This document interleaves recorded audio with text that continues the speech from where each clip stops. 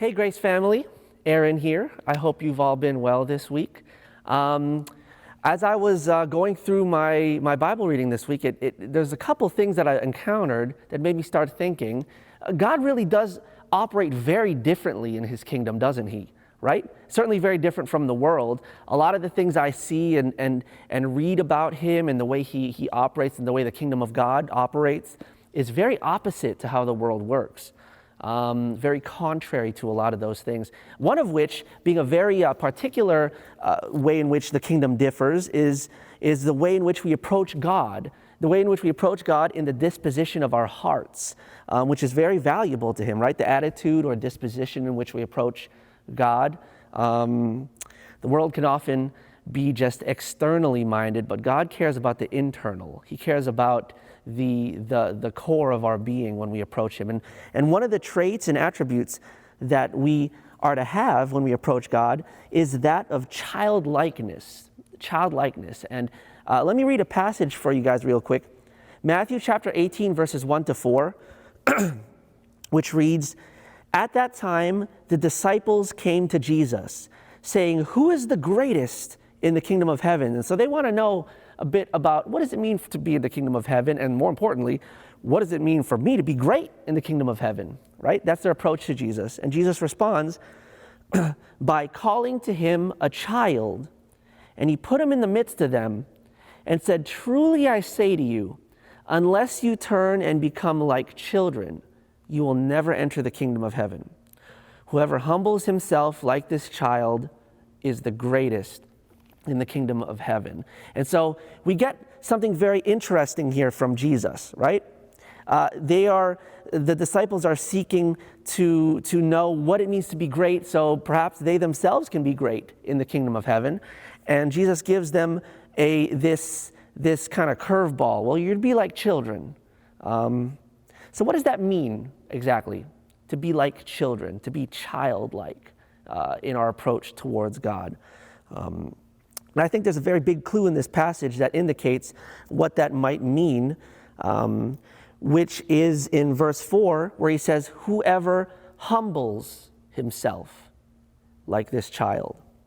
Whoever humbles himself. Humility.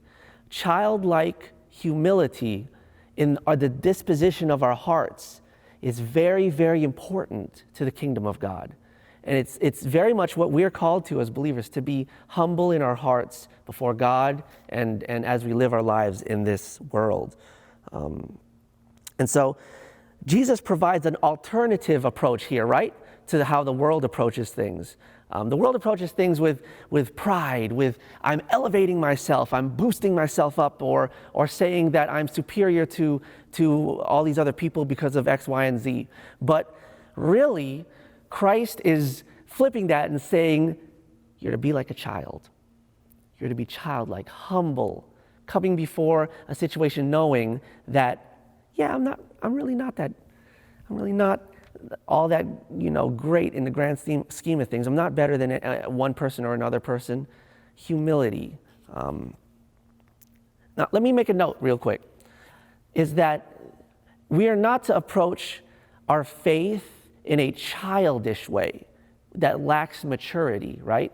We're called to grow into maturity, but to approach in a childlike way, not childish, childlike, possessing traits of humility akin to those that we see in children. And you can pull a bunch of traits from children that could connect with humility, but two in particular that I want to talk about briefly is neediness and teachability, right? Neediness and teachability. Neediness as opposed to self-dependence. I, as a follower of Christ, am dependent solely on Christ, solely on God in all things in life, in particular for my salvation, for my righteousness before him. And then teachability versus an unwillingness to learn or grow, which oftentimes is a mindset that we're encouraged to have by the world.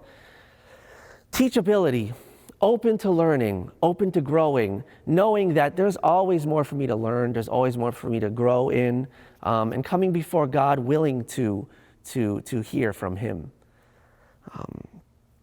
much like a child, right? Much like a child. And so our approach then is to be people of humility when we come before God and when we live our lives before the Lord. People of humility before God and before one another. What is humility? Real quick before I close out, it's essentially seeing things the way they are. Seeing things the way they are. Not overestimating ourselves or underestimating ourselves, but seeing ourselves the way that God sees us. That's being humble, viewing things from God's perspective. And so let's be humble this week as we approach living this week out, understanding that at the end of the day, we need God, much like a child needs their parent or guardian. And we have so much more to learn, having teachable hearts, knowing that, like a child has much to learn, we're in the same boat when it comes to us before God. So yeah, I'll encourage you all in that today, this week, knowing that God provides everything by His Spirit that we need to live that life. And so, yeah, have a wonderful week, everyone. God bless.